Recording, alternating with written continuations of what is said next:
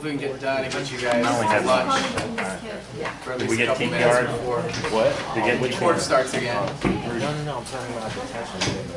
Oh, really? All right, guys. So my name is Joe Escobosa. I am at LADL-2. I've been at LADL-2 for about 6.5 years. And this is Emily Berger. I'm sure most of you know Emily because she's done a couple trainings before. But today we're doing 355C motions, which is a tool that we use. It can be used as a really great tool, but it's not a tool that we recommend using on every single case, and we'll talk about that. We gave you guys a couple handouts. The first one that we gave you guys was the actual statute, the 355 statute. So you guys have that. So if, I don't know if some of you have like a little book or a folder that you take with you in court, but this would be good to go in your folder if you want to look at it real quick so you don't have to pull out the code and look through the code. But we're going to be focusing in the statute in the 355C portion, which starts almost near the bottom of the page.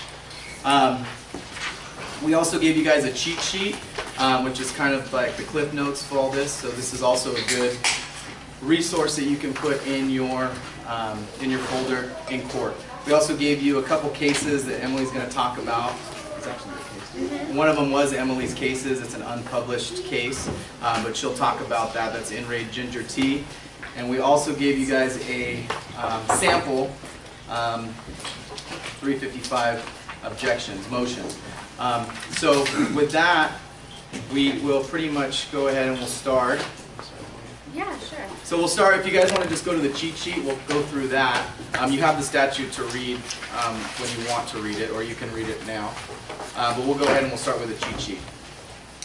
So, one of the things you need to remember is when you need to file these 355 motions. Now, the code is actually, it does not specify when you need to file them. It states that they need to be filed in a reasonable period of time to meet the objection so that the petitioner has the opportunity to subpoena these individuals and get them into court. So typically, I read that as meaning about 10 days. And what does that mean for no time waivers? What that means is that for me, when I set a no time waiver and I know I'm going to be filing 355 objections or want to make those objections, I, number one, will put that on the record at the detention hearing, letting everybody know I intend to file 355s on these individual statements. And I'll go ahead and file those 355 objections based off of the detention report. Many times, especially in no time waivers, we see individuals' statements just pulled straight from the detention report, included in the jurisdiction disposition report. And so we'll just go ahead and file on those based on the detention report, giving everyone the heads up. These people we intend to object to. Now, as Joe and I have discussed, we don't necessarily want to file it much more than 10 days in advance.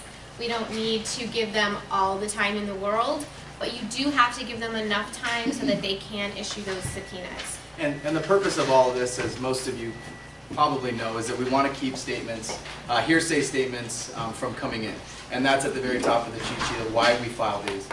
So we want to keep these witnesses that are, their statements from the report, we want to keep them out.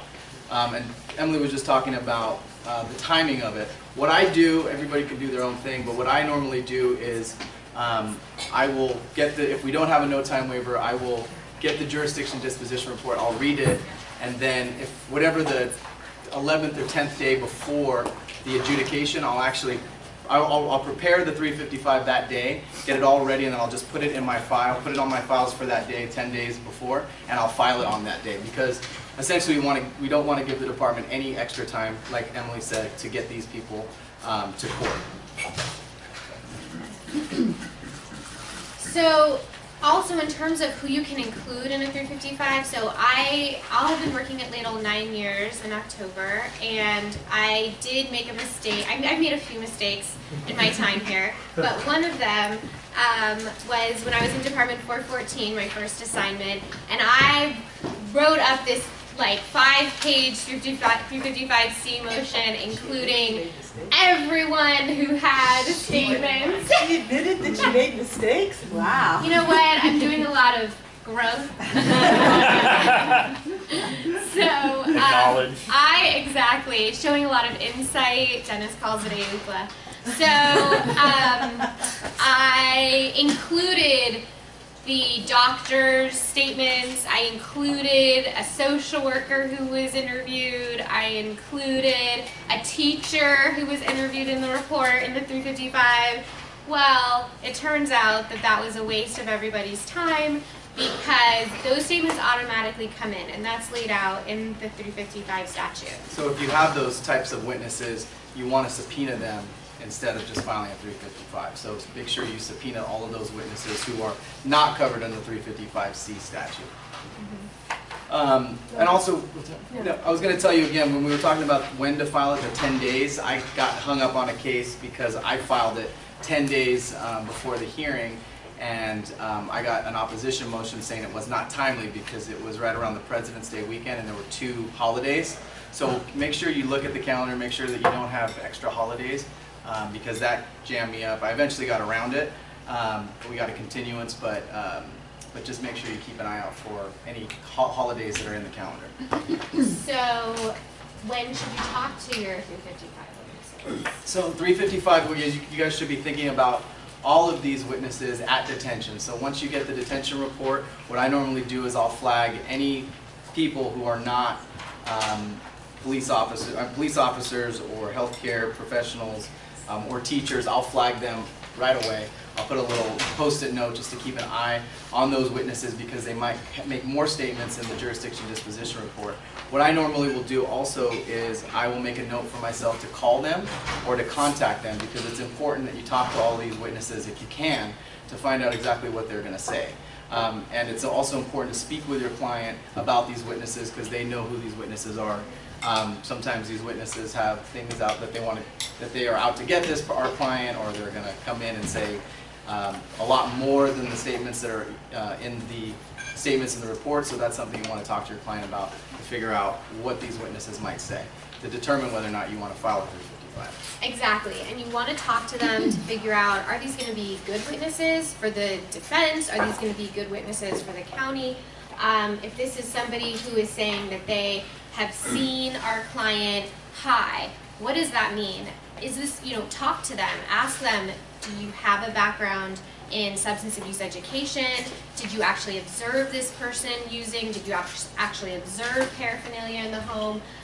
If this is just some random person who you don't think doesn't sound articulate, has no background in this type of education, we can put them on the stand.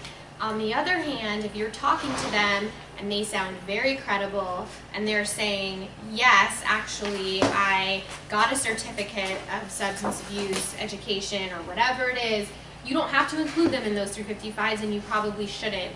I am going to talk in more detail about when I don't file 355s, but before I get to that, we're going to also move on and talk about, do you want to talk about the form? Yeah, so we gave you guys a sample, which is one of the samples that I use and that our office at LADL-2 uses. So you guys can check it out. If you look on page 2, that's where I've got 3 witnesses listed.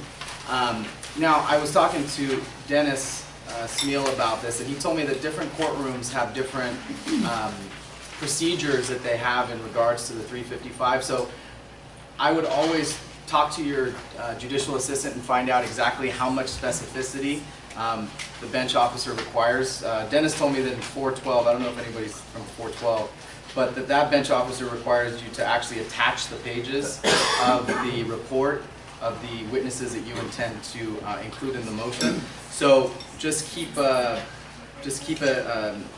be aware of what your bench officer requires. What I do is I will always put obviously the name of the person, what their relationship is. As you can see, number 1, it was a neighbor, and I'll put where in what report that they're in, the date of the report, and the page number.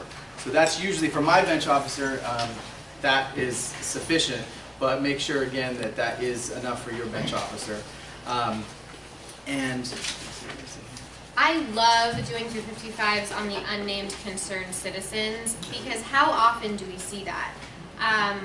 We see that all the time. You could even do it on anytime they say someone didn't want to be identified, the neighbor just walked up. I would definitely file 355s in that situation because number one, the possibility that they're going to find this individual is fairly low. And number two, it does give you the opportunity then to talk to them because the other thing is, Joe and I were talking as well, sometimes people will not necessarily, even when you know their name or their contact information, people don't always return our phone calls. Maybe you're not able to talk to them before the day of the hearing, but you file your 355s because of a conversation you had with your client, and then the department feeling like, well, if the department doesn't get them in, then they're automatically excluded, so that would be great. Number two, if the department does get them in, they are not represented parties, we can go out and speak to them before the hearing.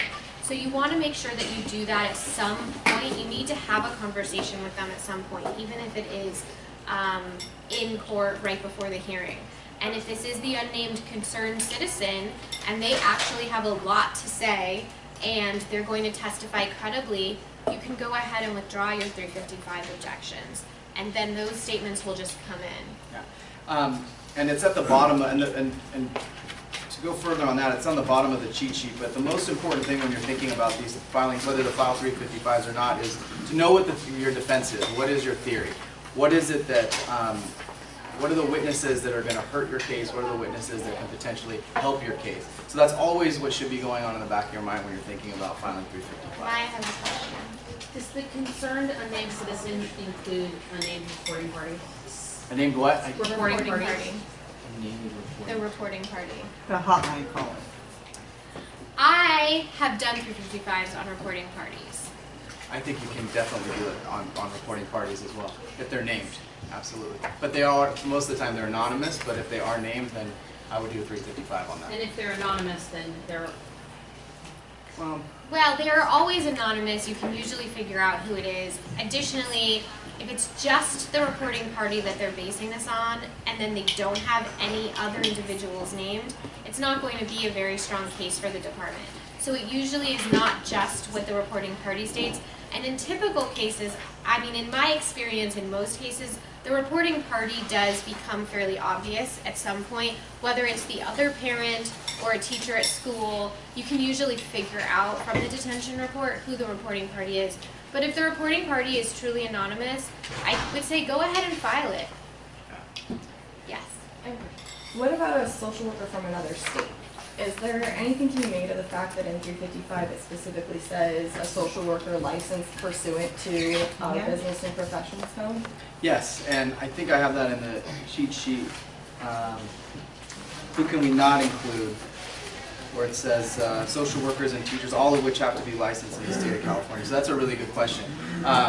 So make sure that it's somebody from the state of California, they're licensed in the state of California. That would also be like a police officer. If you've got a police officer, but he's a police officer in Arizona, and he's like on vacation, and he witnessed something, I don't think that would fall under the 355C, so you could do a 355C motion on him. Yes. I have a question on the hotline caller, because by statute they're anonymous, they can have to be kept anonymous. But I've had county council before say that the reporting party was the hotline caller, and they weren't the hotline caller. How do you extract from them that admission that that person that is the unnamed concerned citizen was not the hotline caller and you want the other person? How do you get them to admit that there's another person? I don't think I necessarily have an answer to that. I think that is just what you have to argue at trial, and also what you can extrapolate through testimony. Because if you can speak to all of the other named individuals and try to figure out who made that, you might be able to figure out on your own who made that call. A lot of times our clients know who called the hotline on them. So I think with investigation and interviewing the parties in the case, I think you can usually extrapolate that information. And I haven't, in my experience, I don't know if anybody else has, but I haven't, in my experience, lost a case based on a statement from the hotline caller. That it hasn't just hinged on that one statement. So I haven't had that happen to me. Right. But that's a good question, and I think that that's something, like Emily said, to talk to your client, try to figure it out. And something else that occurs to me as well, or we talked about this prior to this, that sometimes there are statements of unnamed citizens or some random John Doe witness who's mentioned within the police report. So that's another, I would love to be able to file 355 on that, but I don't believe we can because it's being reported by the police officer and the police officer is protected. So if you need to subpoena, really you have to go through the police officer and speak to the police officer and or subpoena the police officer if necessary. But I've had a case that I've actually won based on a 355 where it was a case where the allegations were that, there was a few different allegations, but one of them was that our client was a gang member and he was involved in this armed robbery. And the social worker somehow was able to get in contact with the alleged victim and interviewed him for the detention report, but the police officers were never able to get in contact with him, whether he didn't want to cooperate or whatever. But he was never in any of the police reports, he was only in the DCFS reports. I filed a 355C motion and county council was never able to get a hold of him, and he was the only witness that had firsthand knowledge of this. He was the alleged victim of this robbery, and that allegation was actually dismissed, and the case actually went to 360B, and the guy got his kid back. So so that's really important to see, to double check when you look to the police report to see who's actually in the police report and who's not in the police report.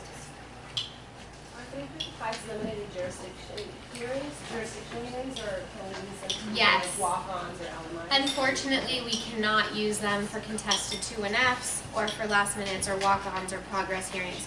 For those, we have to go ahead and issue our own subpoenas, but we can't try to exclude those statements by filing a motion. Good question. So we'll go, we talked a little bit about no time waivers and what to do, and it's in the cheat sheet on what to do, and Emily talked about no time waivers, but I know in a lot of courts the infamous last minute information to court comes in on the day of the hearing or the day before the hearing, and there's all this information about a witness that, well, it can be two ways. It can be a witness that's already located in some of the other reports making additional statements, or it can be a brand new witness that nobody's heard of before and the department intends to use those statements for their case. So what do you do in that instance? And there's some information in the cheat sheet, but it does state that if this individual previously made statements in a report and you filed a timely 355C motion, then you should argue that that statement should be excluded unless that witness is available for cross-examination. And the argument would be, since the department was already on notice, you filed the 355, it was timely. The statements in the reports previously, you specified the page number, you did everything right. So for example, Tony Williams comes in a last minute with new damaging information. Yeah, so I would argue that the 355C, the department was on notice and that witness's statement should be excluded. There's also the situation where there's a last minute produced on the day of the hearing with statements from a brand new individual. You've made 355C motion, you've filed your 355C motion with other individuals that were named in the previous reports, but this is a brand new witness and you're set to go to trial on that day. What do? The first thing I always try to do is I try to do an oral 355C motion and just argue to the bench officer that, you know, we're ready to go to trial today. This information is coming in on the eve of trial, on the day of trial, and it should be excluded. That probably won't work, but I definitely take a shot at it. It has worked for me once or twice, but it doesn't work often. But in that instance, what you would actually have to do is you'd have to get a continuance so that you can be prepared. You can talk to that witness. You can file a 355C motion if it's going to be beneficial to your case. And again, it always goes back to speak to your client about this, especially if you're set to go to trial on that day. This information comes in. You got to first determine whether it's that damaging. Is you're going to lose your case because of this statement. Talk to your client about it.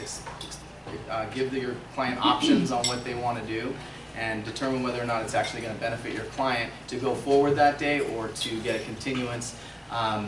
But that will give the department more time to investigate, but that will also give you more time to speak with the witness and determine if that witness is going to be damaging to your case or not. Yeah.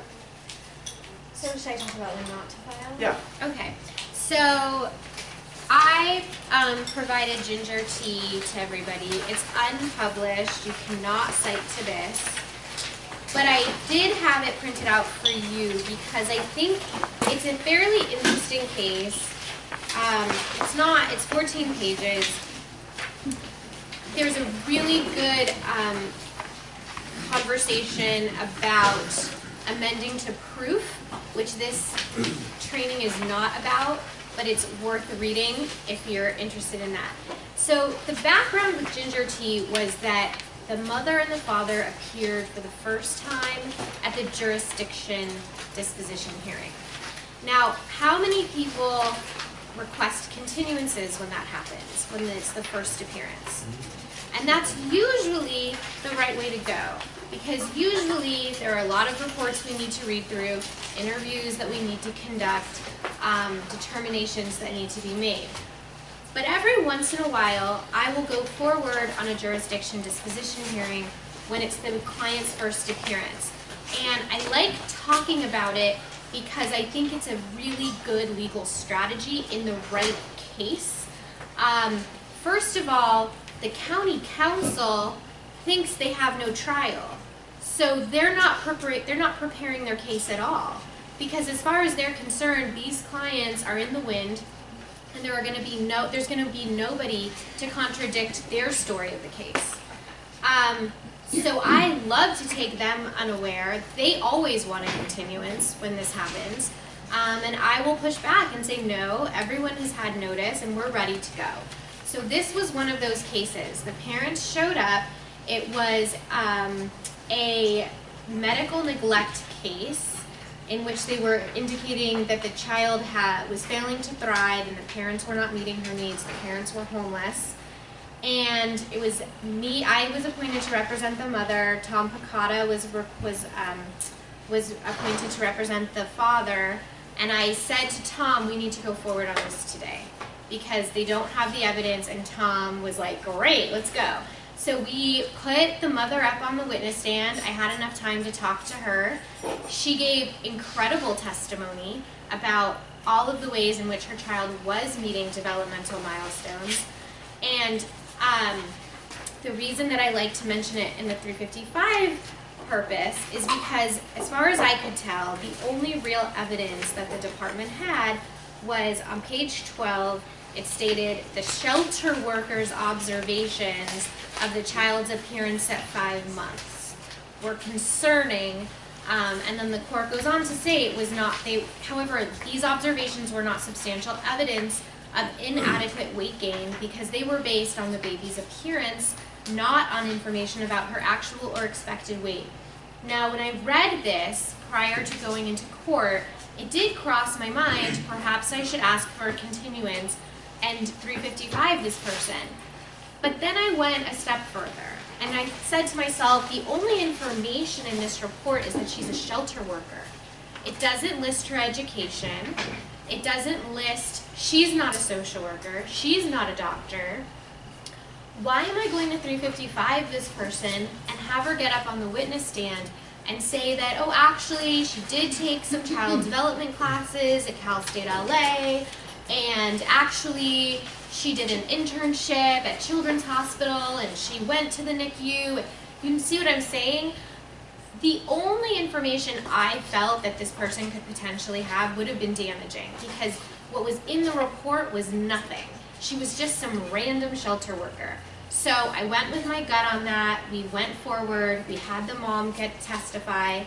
The mother, like I said, testified very well. And Soto sustained the allegation but sent her home that day.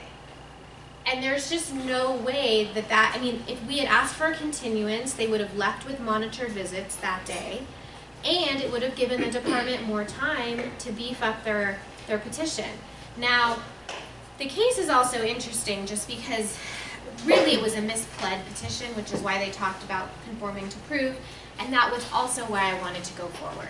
Because when you read the petition, you could tell there were other things going on here, and it was not about this child being small. It was really about a whole bunch of other things, like maybe mental health, maybe drugs, but the department pled it poorly, and so I used that to my advantage. And in this case, our client did eventually, the case closed with our client having full custody. We don't need to talk about the fact that she's currently a client because they finally did plead it correctly. But the whole purpose of what Emily was saying is really look at the statement, really think about what the evidence that they have, what the department has against your client. Really look at the statement and really decide whether or not, if we call this person or if we do this 355, are they going to come back? Are they going to come up and are they going to and give more information that's going to destroy the case? So that's always most important. And again, speak to your client and get information about this person from your client, and speak to the witness as well, because if you talk to that witness, you could have got all that information as well. Right. Now, the other case I talk about when discussing not filing 355s, I did not print this out. It's also an unpublished case. It's In Re AF. It is a sexting case that I had where the father, my client, was allegedly sending very inappropriate text messages, pictures, and FaceTiming in inappropriate scenarios to female members of the mom's family. And the youngest person he was doing this to was 13. So in that case, it wasn't really about whether this happened or not. I mean, of course, my client denied it, but the evidence supported that it happened. The question was his 9-month-old baby boy at risk? So, sure, I could have 355'd the 5 female members of his family who are talking about the sort of disgusting things he was doing, but what I chose to do was file a rubicella motion in which I characterized the people he was targeting as sexually mature, non-related females. Is a 13-year-old sexually mature? I don't know. I've met some that are. But did I need that 13-year-old to come to court and have someone put on the record that she looked like she was 10? No. Also, I didn't need all of these women to get up on the witness stand and make our client look even more awful than the reports made him look, when it had nothing to do with our case. And sometimes I think newer attorneys feel like they need to put on a really big show for their clients or for the judge and have a lot of witnesses and try and catch people in lies. But at the end of the day, if your best defense is that, Your Honor, even if this happened, this 9-month-old baby boy is not at risk, go with that and put everything you have into that. Because we can always say our client denies that this happened, but even if it did. So you're not going to get him into trouble with his criminal case. You're protecting that. But you're really just staying focused on what the real legal defense is, because it is a real legal defense. And the Court of Appeal agreed with me in this case. And they said that there was just no evidence at all that he was doing this with his child present or anything else like that. So I think 355s would have really injured my case for a number of reasons, including the fact that some of the victims could have been described physically as being younger than they appear, or they could have presented new evidence that maybe the baby was present or they did see the baby on the other end of the FaceTime call, but that evidence was not in. So I didn't need them, I didn't file it, I didn't want them there, and ultimately we won at the Court of Appeal level. Does anybody have any questions so far? So I guess just kind of breaking it down again. So when you're thinking about these things, think about it at detention. Really look at all the statements. Even write in your notes or flag it for later. The 355. Make sure that you file it timely if you're going to file it. Make sure that you file it with specificity. Make sure you check with your JA about what the bench officer requires in the 355C motion. As I mentioned, 412 is a little different. But don't just put the name of the person, or don't just put a blanket 355 that says all witnesses that are in the reports, because that's not going to do anything for you and it's going to probably get denied. Make sure that you are looking for any new statements and any last minute information, the information about the no time waiver trials. And if when in doubt, just go back to the statute, read the statute, and have the cheat sheet with you so that you guys can make the best decision if you're going to decide to file them or not. And I also always advise people, document your files.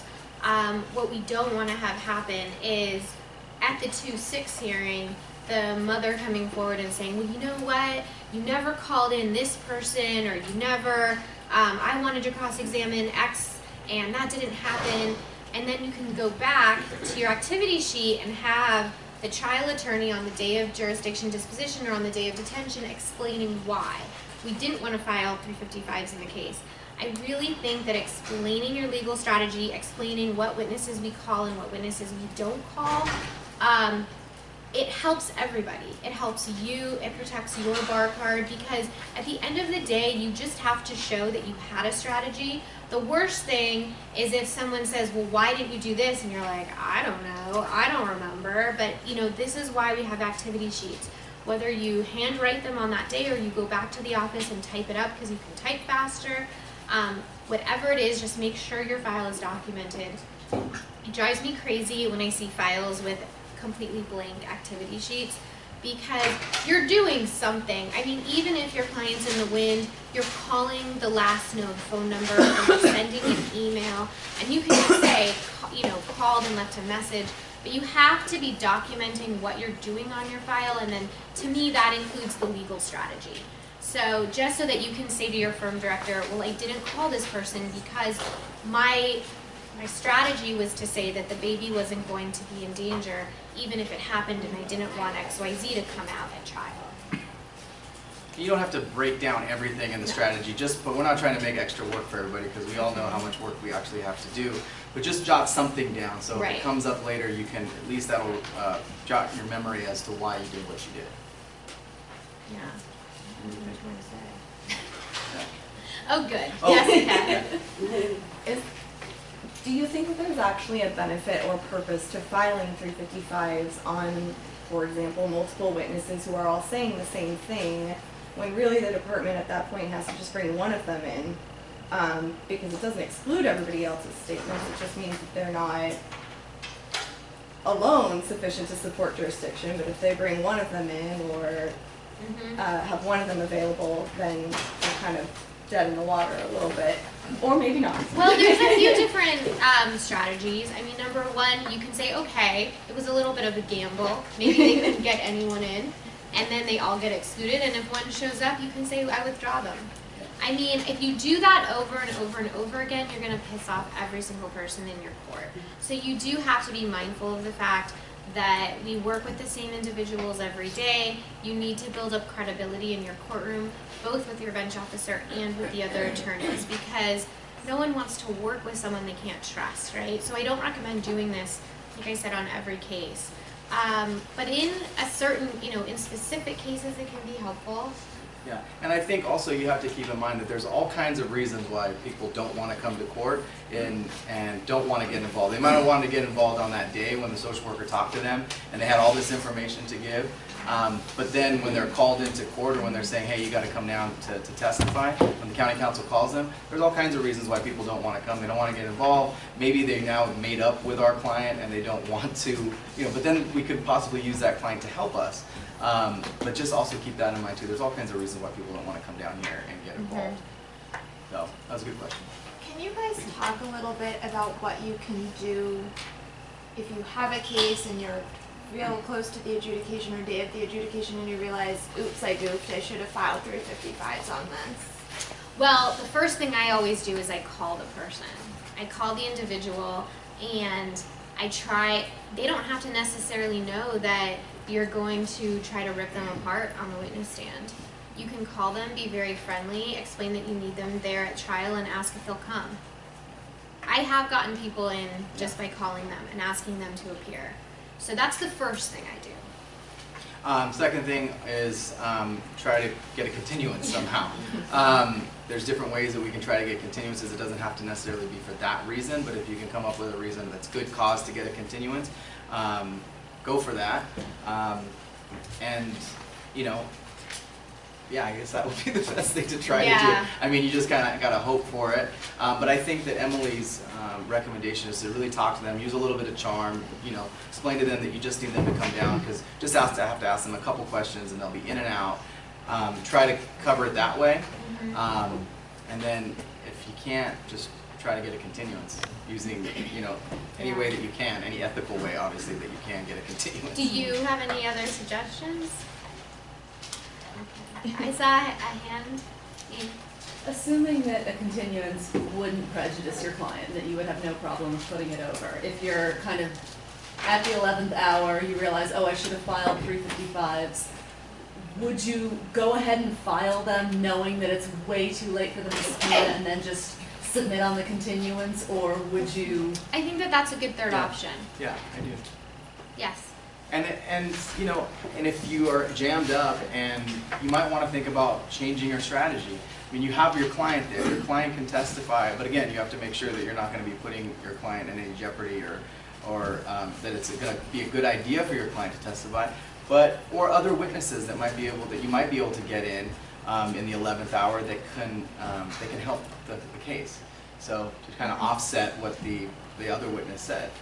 Right. So. But yeah, if you realize I mean, I think ideally you're going to have at least maybe 4 days, maybe 4 days before the trial you realize this, and you can go ahead and file it and submit on the fact that they're going to need more time. But like I said before, I think what the practice that I use is I always, when I get the jurisdiction disposition report, I try to read it that day or shortly thereafter. And if I think that there's a 355 that I need to file, I'll do it right then. I won't send it back to the secretary and say, oh, send it back for a 355. I'll do it right then. And then print it, I'll even sign it, and I'll throw it in the file and put it on for the 10th day before the adjudication, so that I know that I have it. So. But obviously, sometimes we forget, or we have too many cases, but... It's ideal practice. It's ideal practice. Yes. Going back to Jessica's question, where we have social workers from Las Vegas quoted in the reports, and our reports are quoting reports that are written for social services in Las Vegas. Whether or not those have been submitted into court, can we still exclude them? I know that here it's only findings and orders that are automatically admissible. It's not reports. So can we make the same argument there?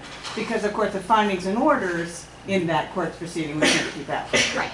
So yes, I would absolutely file a 355C motion on anybody who's in those other reports. Even if it's A social worker, but again, they're not a California licensed social worker. because any court proceeding in the nation, those findings and orders come in. We can't stop that. Right. But the specific If they're statements. authenticated. What was that? If they're authenticated. I think there's Right, an issue of right. authentication Yeah. and what's going from another state. And you can still make evidentiary objections based on Anybody else? Oh, and one last thing, guys. There is another 355 statute. It's 355.1 that we have in some cases. Your client is a registered sex offender. That is completely different from this 355C training that we're doing. That deals with presumptions, legal presumptions. So just make sure that you keep an eye on that as well. And this is not the training for the 355.1. So, I mean, we could do it. yeah, you can do it. It would take too long. So, anything else? I think that covers that- it.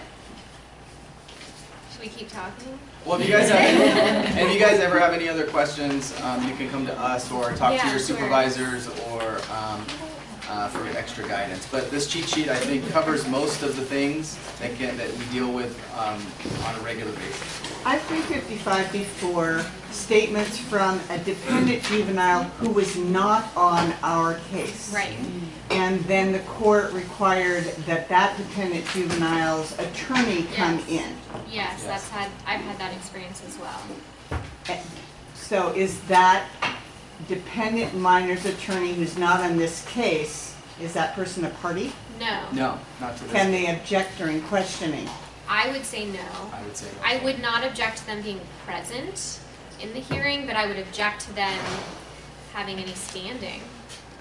And I think the same goes true. I know that one of the attorneys in my court has a similar issue where he's on a companion case. It's a sex abuse case. He's on a companion case, and he 355 the victim of the companion case. And I think that's also something that you can do, is file a 355. Even though that child might be represented by an attorney in the companion case, I would still 355 that child in the case that you have regarding your client's children. In that case too, so I'm the one that was on That's that him. case. That's It's him. actually, it was also super helpful because she also would go AWOL all the time. So Marpet thought that was good cause to continue it over and over again, which I don't think other courts would have, but on many days that we had a trial with the previous set, they couldn't even get a hold of her, and she was the only one who made statements. So. And I would absolutely object if you filed a timely 355 when it specifies the statements, and on the day of trial, then that witness is unavailable. And remember, availability can be, the witness can be available by phone. It's in the statute. As long as they have a way to come down to court, they're on call. I believe it says 1 or 2 hour on call. But if that witness is not there, not available, I would absolutely object to any continuances. And just again, make your record that you're objecting to the continuance. You filed a timely 355C motion. We're on the day of trial. We're ready to go. The witness is unavailable. It should be excluded.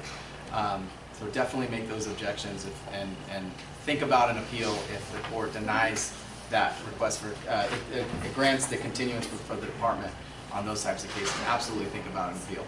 Yes.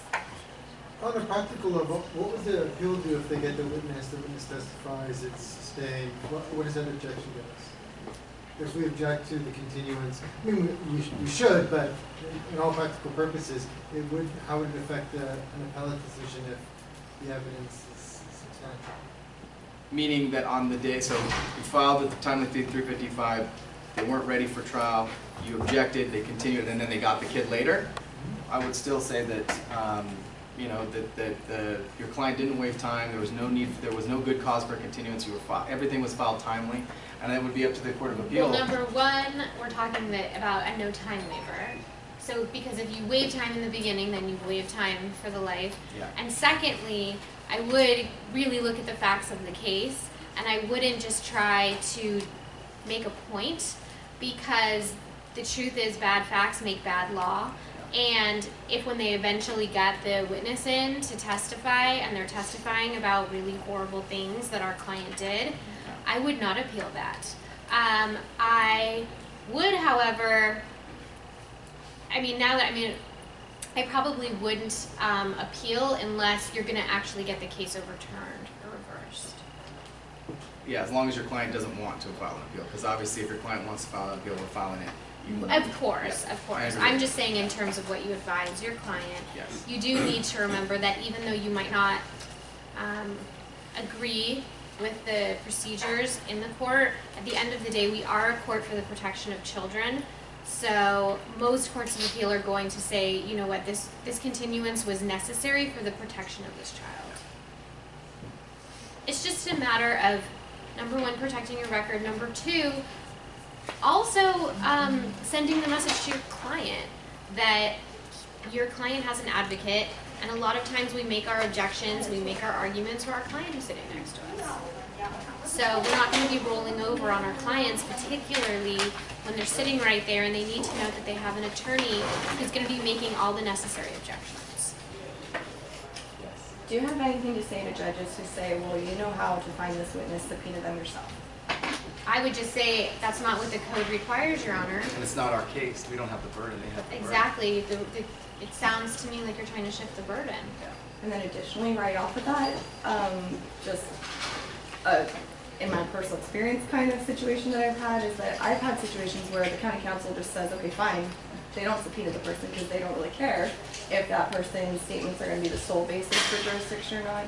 So I think it's important to, in some cases, particularly consider if ultimately what you want is the person for cross-examination, like subpoena them yourself, because I've had some circumstances where, yes, you know, be prepared to have that in your back pocket, because if there's anything that kind of supports their statement, and you really have issues with their credibility or their, maybe their basis to actually make the statements that they're making. I think that's an excellent point, so thank you very much for sharing it. Yes, I mean, as we know, when you read the statute, what it says is it can't be the sole basis. So if the court finds, well, I don't need this person's statement, there's also this, the kid's making this statement, or this paraphernalia was found in the home, or whatever else, you don't need that person's statement. So really look at the case and figure out, this is what I want. I want, if you file 355s, I want you to be able to tell your supervisor, why did you file these 355s? What were you hoping to accomplish? Because I just don't want it to be a pro forma thing that's being done without a greater understanding of what your strategy is. Yeah. And I think Jessica's point goes to that. If you need a person in court, go ahead and subpoena them and file your 355s, and then if they're not there, you have an even better basis for them not, their statement not coming in. But if you need their statements and you have the subpoena, you also have a basis for continuance. Can you guys speak a little bit about filing 355s on children's statements, and are there any other circumstances where you would file on statements of a child under 12, over 12? Go for it. You take that. Well, as we know, I mean, the whole child hearsay, again, you need to really think about what you're going to be getting and what you need. If it's a situation where there's a companion case and there's a victim and you just really need that person there, then go ahead and file the 355. But I mean, I'm always very careful about it because of the protections that are accorded to children and their statements. So you just need to be able to know what you're requesting and why you're requesting it. And I'd go ahead, I mean, if you feel like you need this 8-year-old who's not a party, you feel like you need the 8-year-old in court, file the 355 and call their parent and ask the parent if they could bring their child in for the day of the hearing. What would you do? I mean, I think it depends, because if it's a child that's not a party to the action, you file those 355s, for whatever reason they don't come in, there's no corroborating evidence, you might get that count kicked. Exactly. Or if it's a child 12 or older that is a party to the action, they aren't covered by the child under the age of 12, and if they aren't available for whatever reason to be cross-examined. But you can't file 355s on a party. Yeah. So if it was a party if they're a party, you don't file the 355s. Marlene, what were you going That to was say? 2 points. The people have to be very clear that you have to make a decision if they're a party, whether to have the court order them back or not. 355 has nothing to do with the party. So that's part one. That's Part two, I always think that 355s it's not the practice of law, it's the art of law. And I can tell you one of the worst scenarios that ever happened to me, and I've had horrible scenarios, was the time exactly that my client was a lovely father to his 5-year-old, but there was an allegation that he had sexually abused an 11-year-old girl child, was like a cousin. And the department was having a really hard time having the cousin, the relative's mom, bring the kid in. They were avoiding it. And that was the only allegation against my client. I was just knowing I was going to win this case. And damn, I did my 355s just because of what you're saying. Kid won't be there, nothing else, not one scintilla of evidence other than what that 11-year-old said. Damn if the department, in the end, didn't subpoena the mother and the 11-year-old. The 11-year-old took the stand, cried hysterically through all the testimony, describing not inappropriate touching, but a violent penetration. With the judge looking at me like, how dare you make this human being come up and repeat again what has happened. And Marlene, I had a similar case that's on appeal right now where there was a 17-year-old. It was my client's girlfriend's daughter. Our client had 3 young boys, and there was the allegation that he raped this 17-year-old, and there was a lot of statements in the report from her. But I chose not to file a 355 C motion because I didn't want her to come down. And going back to what Emily said, the theory of my case was that even if this happened, and the evidence was pretty overwhelming that it did.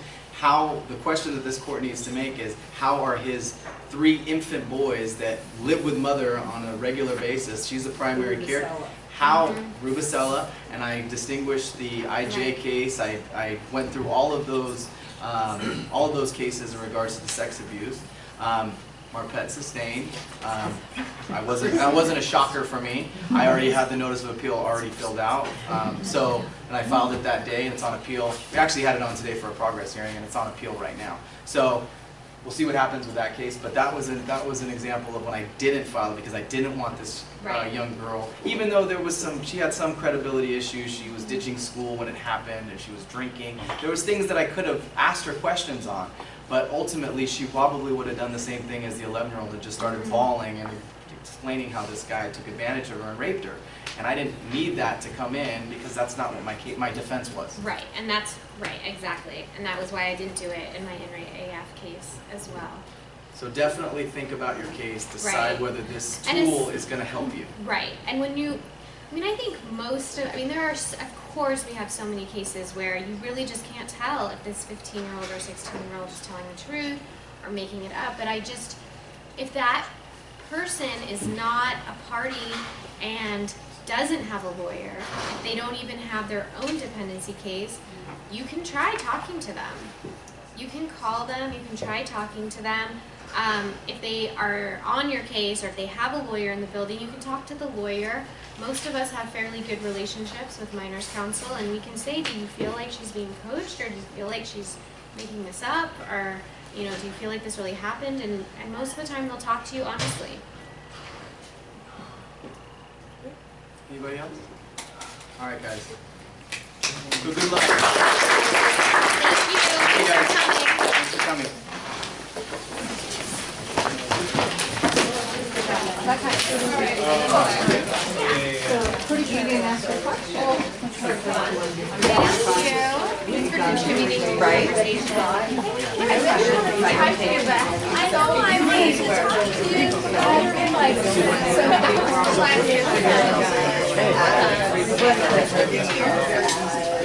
Well, that's not it. That happens.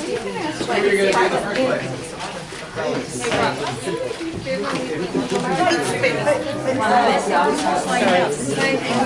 Amazing. The majority of our cases are stepfathers, and we have a very, very good chance that their children are younger, only boys.